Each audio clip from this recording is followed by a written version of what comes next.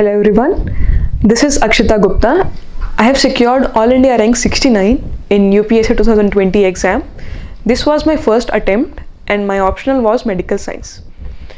I am an MBBS graduate from Government Medical College Chandigarh and I am of batch 2015.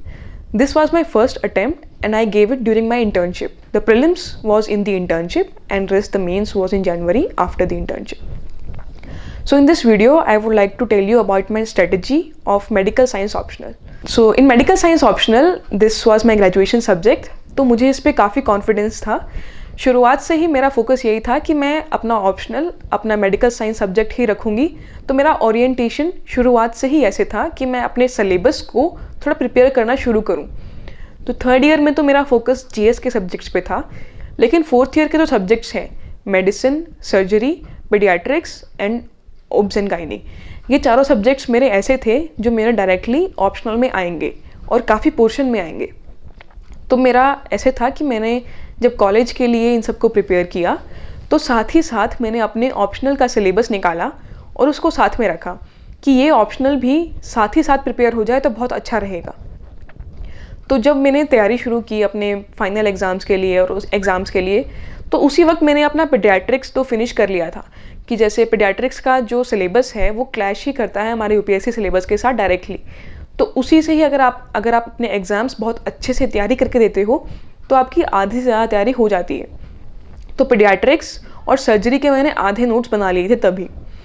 तो ये सब basic मैंने कर लिया था और मैंने अपने एमबीबीएस में भी अपने सब्जेक्ट्स को काफ़ी अच्छे से सिंसियरली से प्रिपेयर किया है. I secured 67% as a whole in my MBBS. तो ये अच्छा स्कोर था और मैंने इसको अच्छे से प्रिपेयर किया था. बट रियल प्रिपरेशन स्टार्टेड जब लॉकडाउन लगा. तो हमारे जब प्रीलिम्स पोस्टपोन हुआ और लॉकडाउन लग गया था, तब मुझे लगा कि मुझे थोड़ा ऑप्शनल प्रिपेयर कर लेना चाहिए. तब मैंने अपनी मेडिसिन सब्जेक्ट जो सबसे बड़ा सब्जेक्ट है हमारे ऑप्शनल में, उसको प्रिपेयर किया.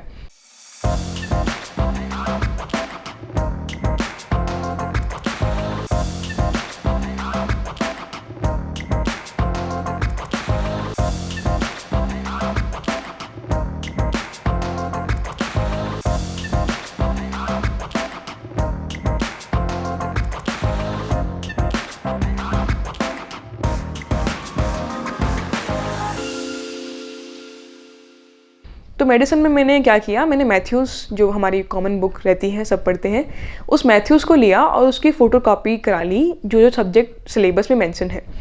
जो सिलेबस में टॉपिक्स हैं उन सब की फ़ोटोकॉपी एक करा के रख ली, सिंगल साइड कराई ताकि मैं अपने नोट्स ऐड ऑन कर सकूं.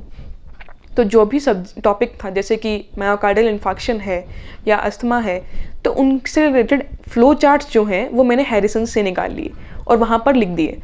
तो इसी तरह से मेरे कॉम्प्रिहेंसिव नोट्स की लिस्ट बन गई थी और वहाँ से मेरी मेडिसिन प्रिपेयर हो गई.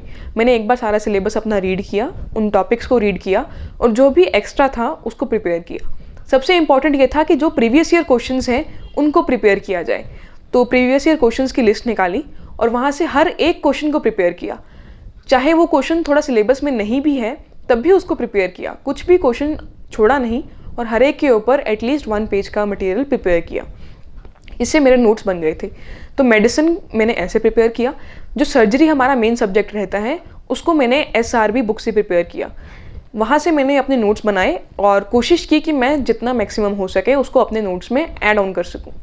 कई बच्चे क्या करते हैं कि नोट्स के साथ थोड़ा कॉम्प्रोमाइज़ करते हैं कि नोट्स में ही कम लिखते हैं ताकि कम याद करना पड़े और फिर एग्ज़ाम में उससे भी कम लिखा जाता है. तो अपने नोट्स के साथ बिल्कुल कॉम्प्रोमाइज़ मत कीजिए. नोट्स में आप जितना ज़्यादा लिख सकते हैं उतना लिखिए. बेशक उसको आप याद ना कर पाएँ, बट अगर आपके वो नोट्स में है तो कभी ना कभी वो आपके एग्ज़ाम में ज़रूर आ सकता है. अगर वो आपके नोट्स में ही नहीं है तो वो आप एग्ज़ाम में कैसे लिखोगे. तो नोट्स मेरे काफ़ी अच्छे मैंने बनाए. बेशक वो 100-200 पेजेस तक चला गया था, बट मैंने उनको प्रॉपर पूरा किया और हर एक क्वेश्चन को कंप्लीट किया. इसी तरह से मैंने सर्जरी के नोट्स बनाकर रख लिए थे. तो मेरा मेडिसिन, सर्जरी और कुछ हद तक पीडियाट्रिक्स प्रीलिम से पहले प्रिपेयर्ड था. बाकी कुछ भी अभी प्रिपेयर्ड नहीं था. तो घबराने की कोई बात नहीं थी. वैसे उस वक्त थोड़ी टेंशन थी, बट लगा कि मेडिसिन अपना मेडिकल सब्जेक्ट जो है काफ़ी स्ट्रॉन्ग पॉइंट है, ये हो जाएगा. तो प्रीलिम्स का जैसे ही रिज़ल्ट आया, प्रीलिम्स के बाद अपना फोकस मेरा ऑप्शनल पे था कि मैं अपना ऑप्शनल प्रिपेयर करूं. तो स्टार्टिंग से ही शुरू किया. एनाटमी से मैंने शुरू किया. अनाटमी में मैंने बेसिक्स जो स्टार्टिंग वाला पोर्शन था, जैसे अपर लिम्ब, लोअर लिम्ब, इन सब के नोट्स बनाए, क्योंकि ये चीज़ें बहुत मुश्किल से याद होती हैं और इसके लिए काफ़ी ज़्यादा रिवीजन चाहिए होती है। तो इसको मैंने नोट्स बनाया ताकि मैं अपनी राइटिंग को ही अच्छे से याद कर सकूँ। तो ये बेसिक मैंने ग्रॉस एनाटमी के नोट्स बनाए, और एम्ब्रोलॉजी और न्यूरोएनाटमी मैंने बुक से डायरेक्टली की। जो भी आपका सिलेबस होता है उसके आप पेजेस निकाल सकते हो अपनी बुक्स में से, उनको स्टेपल करके रख सकते हो। जब आप इन पेजेस को स्टेपल करके रख दोगे तो यही आपका सिलेबस बन जाएगा और आप उनको मल्टीपल टाइम्स रिवाइज कर सकते हो। इसी तरह से मैंने फिजियो और बायोकेमिस्ट्री की, उनके भी मैंने फिजियो में गाइडेंस से मैंने पेजेस निकाल दिए थे और उनको स्टेपल करके रख दिया था। कुछ सब्जेक्ट्स, कुछ पार्ट्स, टॉपिक्स उसमें ऐसे थे जो डायरेक्टली बुक में नहीं थे, उनको मैंने इंटरनेट से प्रिपेयर किया था। बायोकेमिस्ट्री में तो डायरेक्टली मैंने सत्यनारायण की बुक से पेजेस निकाल दिए थे और उनको स्टेपल करके रख दिया था। तो ये फर्स्ट ईयर का सिलेबस हो गया। सिमिलरली सेकेंड ईयर में तो मेरा ऑलमोस्ट सब कुछ बुक से प्रिपेयर था, जैसे कि पैथोलॉजी के लिए हर्षमोहन प्रिपेयर की थी, माइक्रो के लिए अनंत नारायण थी, फॉरेंसिक्स के लिए डॉक्टर रेड्डीज़ की बुक थी, और फार्मा के लिए मैंने शिनॉय से प्रिपेयर किया था। कोशिश करो जो आपकी बुक्स ग्रेजुएशन के वक्त थी आपके पास, आप उसी में से प्रिपेयर करो, क्योंकि वो बुक्स आपको ऐसा लगता है कि ये पढ़ी हुई हैं और उसमें से याद करना आपके लिए काफ़ी ईजी हो जाता है। तो मैंने भी जो बुक्स अपने ग्रेजुएशन में प्रिपेयर की थी वहीं से ही मैंने अपनी तैयारी की। थर्ड ईयर में सिर्फ पीएसएम जो है वो हमारा सब्जेक्ट है, आईएनटी हमारे सब्जेक्ट्स में नहीं है। तो पीएसएम मैंने अपनी पार्क एंड पार्क से प्रिपेयर किया और वहीं से पेजेस निकाल कर प्रिपेयर कर लिए थे।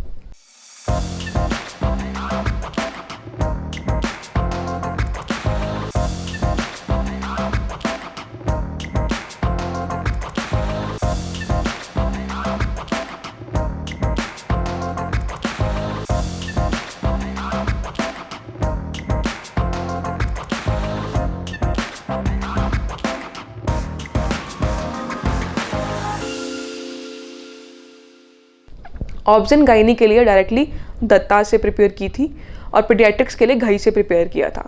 मेडिसिन में मैथ्यूज़ और सर्जरी में एसआरबी। तो ये बुक्स मैंने प्रिपेयर करने के लिए रखी थी। मेन फोकस मेरा वही प्रीवियस ईयर क्वेश्चंस पे था कि मैं प्रीवियस ईयर क्वेश्चंस को, हर एक क्वेश्चन को सॉल्व करूं और उनको नोट डाउन कर लूं। प्रैक्टिस के लिए मैंने अपने फ्रेंड के साथ डेली आंसर राइटिंग प्रैक्टिस की और हमने कोशिश की कि हम हर सब्जेक्ट के 3-4 आंसर्स लिख लें, ताकि हमें ओरिएंटेशन हो जाए कि ये सब्जेक्ट्स हैं इनके आंसर्स कैसे लिखने हैं। जब हमें थोड़ी ओरिएंटेशन होने लगी तो हमारा फोकस डिस्कशंस पे था कि एक बार हमने लिख कर देख लिया, उसके बाद जो भी मुश्किल लगता था वो हम डिस्कस करके कर लेते थे। टेस्ट सीरीज़ के रिगार्डिंग मैंने इसमें फुल फ्लेज टेस्ट सीरीज़ नहीं ज्वाइन की थी। मैंने सिर्फ एक मॉक लिखा था IAS दिल्ली इंस्टीट्यूट से, और उस मॉक में मेरे को 4 आवर्स लगे थे उस मॉक को लिखने के लिए। 3 आवर्स का पेपर मैंने 4 आवर्स में फिनिश किया था। तो तब मुझे लगा कि टाइम मैनेजमेंट इसमें बहुत इंपॉर्टेंट है। तो उस वक्त मेरे को रियलाइज़ हुआ कि मैं कंटेंट थोड़ा कम करूं और स्पीड को थोड़ा इंक्रीज़ करूं। तो इसी तरह से आप एक टेस्ट दे सकते हो ताकि आपको लगे कि आपकी कमी कहाँ पर है। कई बार कई बच्चों का पेपर वहाँ पर छूट जाता है, तो इसीलिए आप थोड़ा प्रिपेयर्ड रहो कि आपको किस एंगल से क्वेश्चन सेलेक्ट करने हैं वहाँ पर और कितनी स्पीड से आपको क्वेश्चंस को अप्रोच करना है। तो इससे मुझे काफ़ी हेल्प मिला था। तो इस वीडियो में मैंने आपको बताया कि कैसे मैंने मेडिकल साइंस को अप्रोच किया और मेडिकल साइंस की मेरी क्या स्ट्रेटजी थी। तो इन शॉर्ट मैं आपको यही कहना चाहूँगी कि जो भी आपकी MBBS की बुक्स हैं आप वहाँ से प्रिपेयर कीजिए और अपने सिलेबस को इस तरह से पूरा कीजिए कि आपके सारे प्रीवियस ईयर क्वेश्चंस कंप्लीट हो जाएं। और प्रैक्टिस के लिए आप 1-2 टेस्ट ज़रूर लिखिए, क्योंकि टाइम मैनेजमेंट और स्पीड इसमें बहुत इंपॉर्टेंट है। साथ ही साथ डायग्राम्स बनाना, उनको लेबल करना बहुत ज़्यादा इंपॉर्टेंट रहता है। All the best to you, good luck everyone.